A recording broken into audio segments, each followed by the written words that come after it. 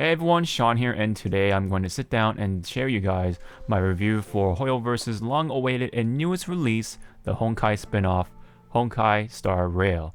Quite the mouthful there, I guess. Speaking of mouthfuls, it's already exploding with big numbers such as player counts, pre-registrations, how much money it's making, and so on and so forth.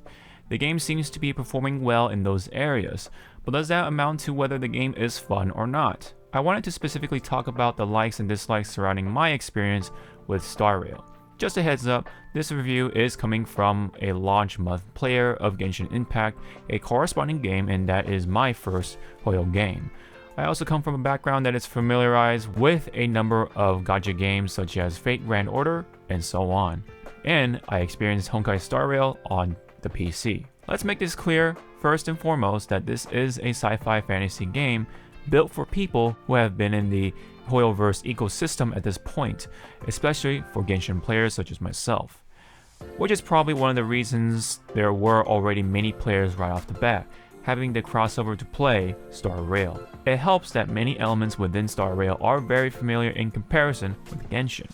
Some may call it lazy, depending on perspectives, but there is a purpose as to why games are made like this across the board, including popular first-person shooters. All in all, I think this is a good thing as players such as myself can familiarize with Star Rail that much quicker. You'll find things to expect such as stats to chase for, how to build each character, navigating through the game, etc, etc. Let's not forget about Honkai Impact 3rd, as it has familiar faces from that game. Now with that said, it takes what players are familiar with already and actually improves upon it more ways than one. Navigating to each quest point has been really smooth in comparison to Genshin.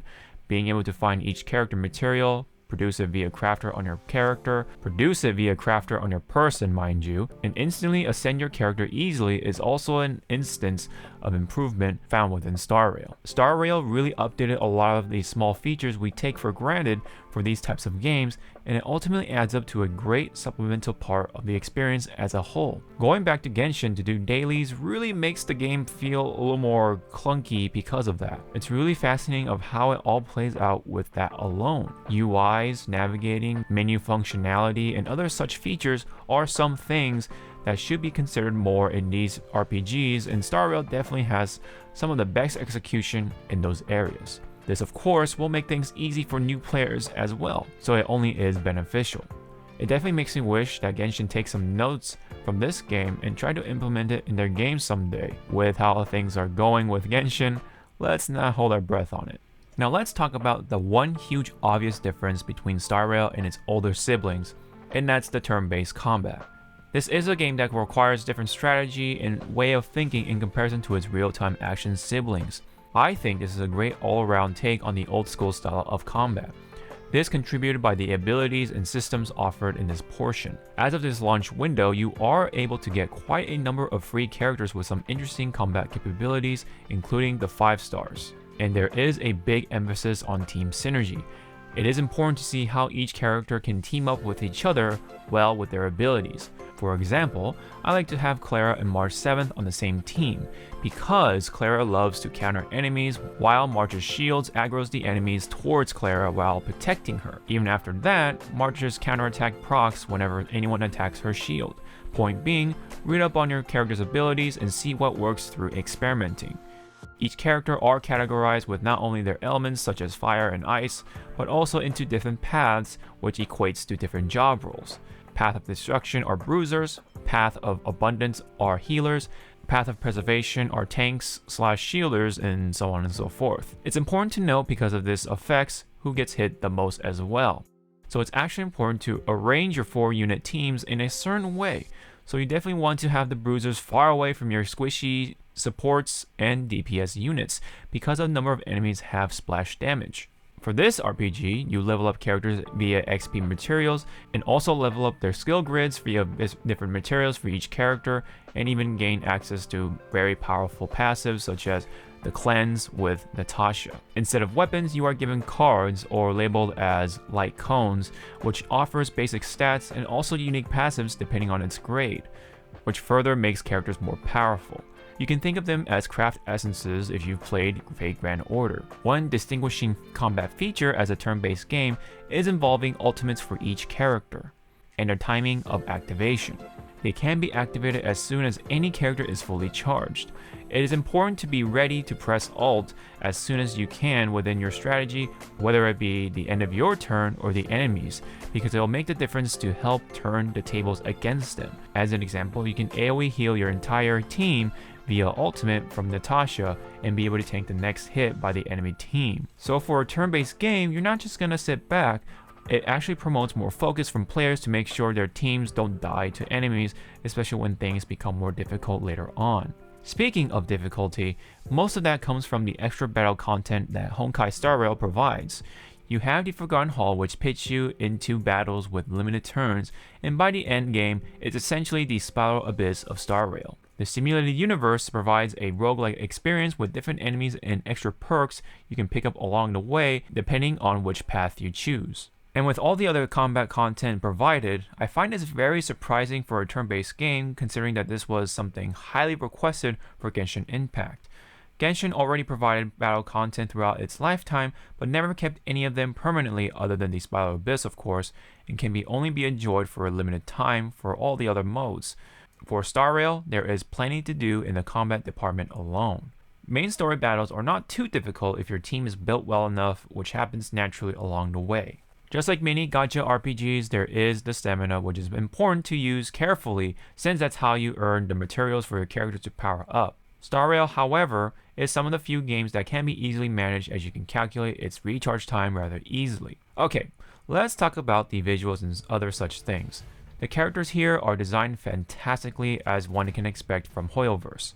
Characters come in various outfits, in sport, different, entertaining, and colorful personality traits similar to that of characters in your favorite anime. These characters are wonderfully voiced and come in several languages including English, Japanese, Chinese, and Korean. One of the funny things you come to find in Star Rail is that your main character, male or female, has a pageant for digging through trash, which sometimes offers some rewards actually. So you can't help but dig through the trash and be memed on by the internet. The game offers plenty of other funny quirks as you explore in the game. One of the other differences being a turn-based RPG is that the world format is definitely not open world. Speaking of which, it offers decently sized levels for you to explore to find goodies including treasure and fight enemies that can ambush you if you're not too careful. But you can get the upper hand as each character comes with different techniques that can be useful on the field before entering battle, such as buffs and attacks to ambush the enemy to get a head start with different effects of course. The worlds themselves offer some breathtaking designs in their own right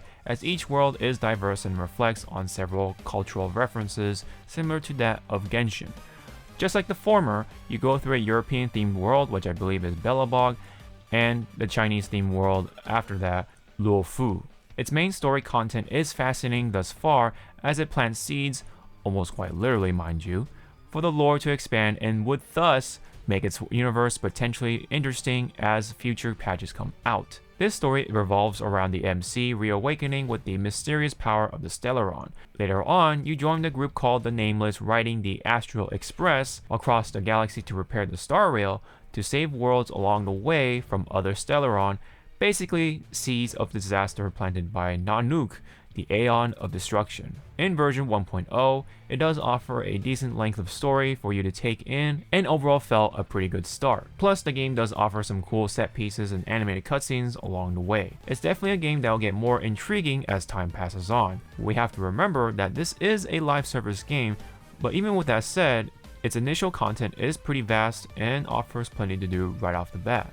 Another worthy thing to remember that it is a gacha game, so you have to roll on banners in order for you to earn more light cones and importantly more characters.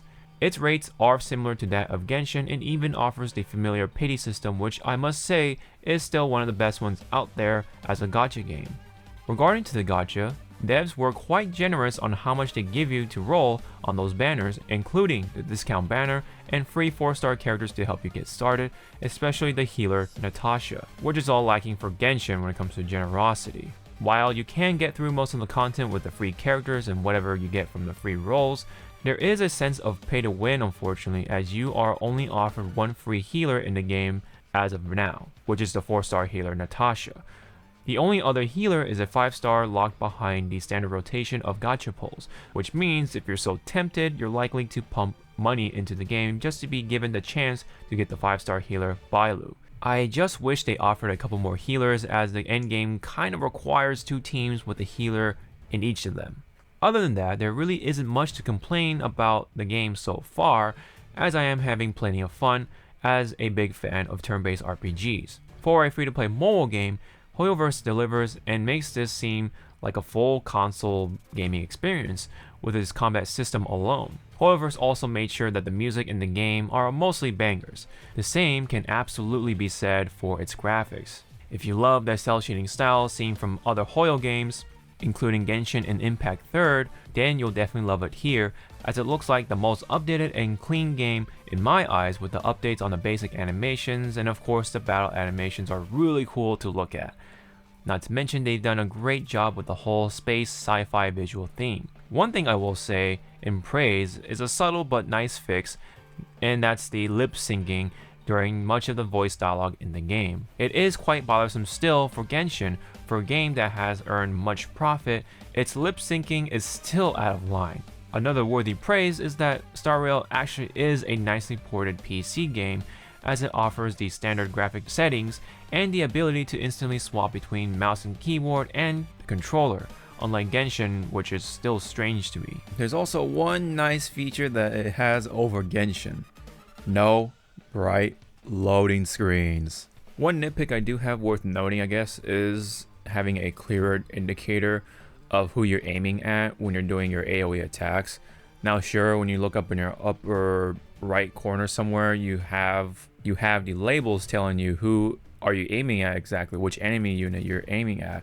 But I wish it kind of just like tells you through the reticle, rather than just like having to read up there on my screen to see who I'm aiming at. So I do hope sometime they consider that and update it to make it clearer, like maybe like highlight it blue or like a different color or something.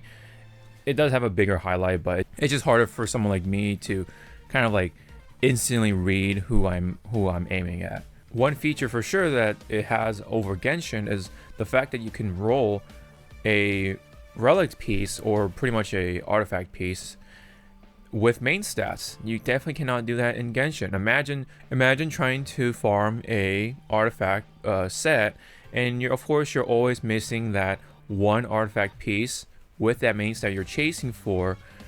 Well, you can pretty much do that here in Honkai Star Rail. You just get that relic piece that you're missing, the main stat that you desire. I think the substats will be RNG still, but the fact that you can even still go as far as doing that from time to time, that is probably one of the biggest game changers in comparison of the two. One thing that can be considered a negative for sure is the dialogue being bloated to quite an extent. There is especially lots of it depending on which quest you're doing, but at least it's not as bad as it's lacking Paimon from Genshin. Sorry Paimon, but I had to say it here. Honkai Star Rail is ultimately a great turn-based RPG experience that is free to play as long as you're optimized on your spending of your stamina and of course your gacha rolls. With its building mythos, fun characters to look forward to being playable, and the awesome turn-based combat, while yes it is turn-based, I've heard people who previously didn't care about them picked up this game and actually liked this turn-based combat, so seems like Star Rail is definitely onto something here. This game is great for people familiar with the genre and newcomers as well. With that, Honkai Star Rail gets a solid 8.5 out of 10 from me. While yes, it is a gacha game on mobile, that shouldn't take away from the fun factor and pedigree that it offers here. I suggest at least giving this a try, as it is free after all, especially if you like anime games. I'm definitely looking forward to all the new content that comes along the way for Star Rail, including the new worlds and of course its awesome characters.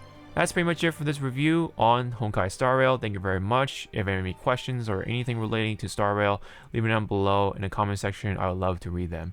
And don't forget to like and subscribe, and consider all the links in the description to help support this channel. Again, I really highly appreciate it, guys. So thank you very much for tuning in for this video. Hope to see you all in the next one. Sean out.